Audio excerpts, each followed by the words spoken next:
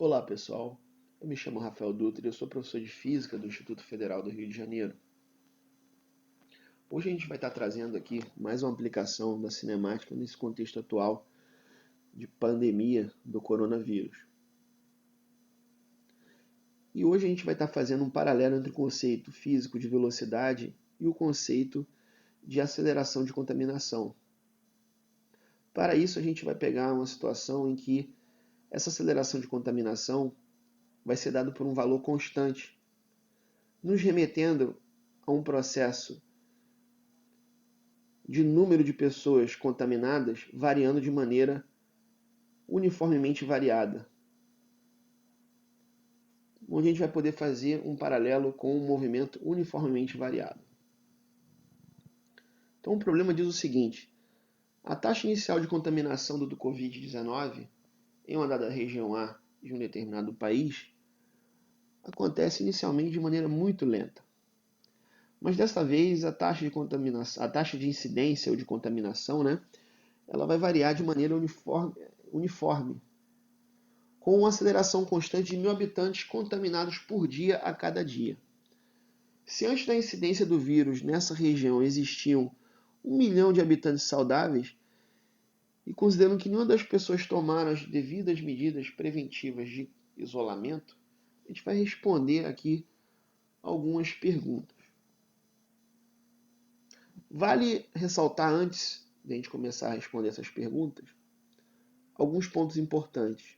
O primeiro deles se refere à ideia dessa taxa de contaminação estar variando de maneira uniforme, que é a mesma coisa que acontece no movimento uniformemente variado ou no MOVE, em que a velocidade varia uniformemente. Então, quer dizer, essa velocidade de contaminação vai variar uniformemente, com uma aceleração de 1.000 habitantes contaminados por dia a cada dia, ou 1.000 habitantes contaminados por dia ao quadrado. Então, quer dizer, isso vai nos remeter a um conceito, esse número aqui, 1.000 habitantes contaminados por dia a cada dia, vai ser a ideia da aceleração de contaminação. 1.000 habitantes contaminados por dia ao quadrado.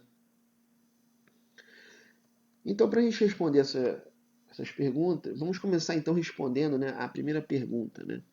Quanto tempo depois, após o início da pandemia, teremos 1/4 da população ainda saudável? Aí cabe anotar as informações importantes. A primeira delas é o número de habitantes inicialmente saudáveis, que é de 1 milhão de habitantes, ou 1 vezes 10 a 6 habitantes saudáveis, em potência de 10 é importante.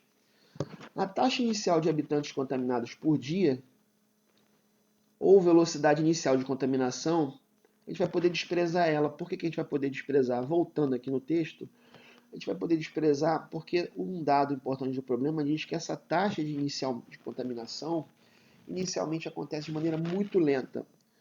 Se ela acontece de maneira muito lenta, como é que a gente pode interpretar isso matematicamente? É você poder dizer que essa velocidade inicial é muito próxima de zero, essa taxa inicial. E temos aqui a aceleração de contaminação, que é de 1.000 habitantes contaminados por dia a cada dia. O sinal negativo a gente vai usar para descrever o número de habitantes saudáveis. Esse número de habitantes saudáveis, esse número vai estar sendo reduzido ao longo do tempo. Então esse sinal negativo vai dar conta desse processo de decrescimento da população. Então nesse caso o número de habitantes saudáveis irá reduzir de maneira uniformemente variável. Por quê? Porque a aceleração de contaminação ela é constante, como é um dado do problema. Então a gente vai poder fazer um paralelo com o MOVE, com a função horária do espaço do MOVE, substituindo espaço por número de habitantes saudáveis. A velocidade inicial de contaminação é muito pequena, substituindo os valores de N0 da aceleração de contaminação, a gente chega na seguinte função horária, para o número de habitantes saudáveis. Repare que o sinal negativo ele vai dar conta desse decréscimo conforme o tempo passa. E aí nós queremos, com isso, descobrir em quanto tempo a gente vai ter,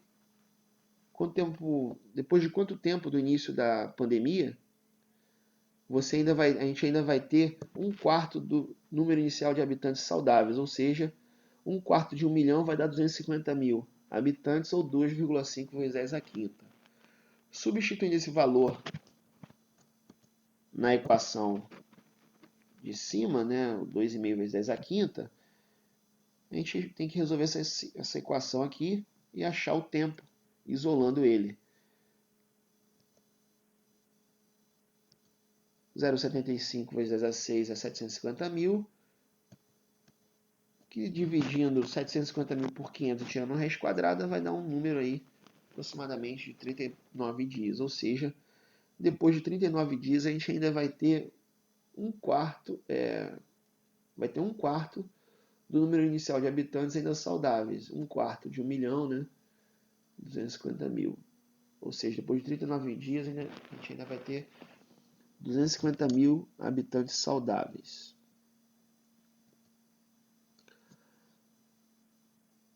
A segunda pergunta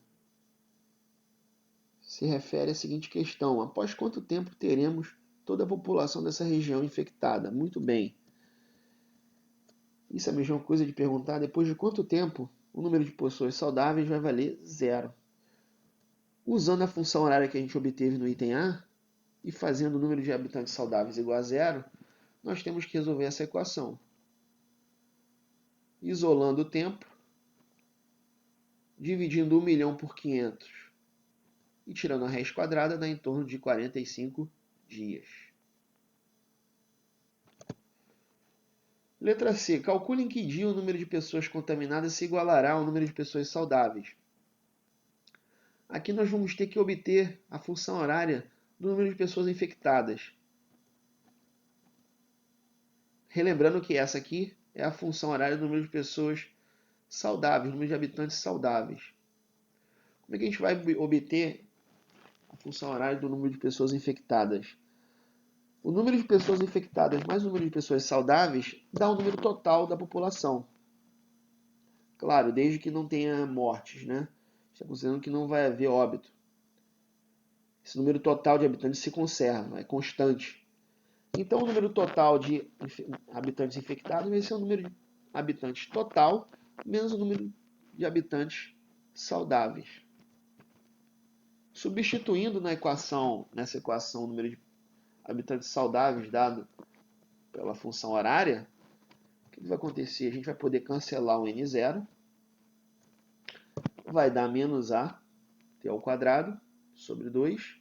Substituindo o valor de a negativo, a gente obtém uma função horária, né, que é uma parábola crescente, diferente da parábola da função horária do segundo grau, de número de habitantes saudáveis, que ela é decrescente, como a gente vai ver no próximo item.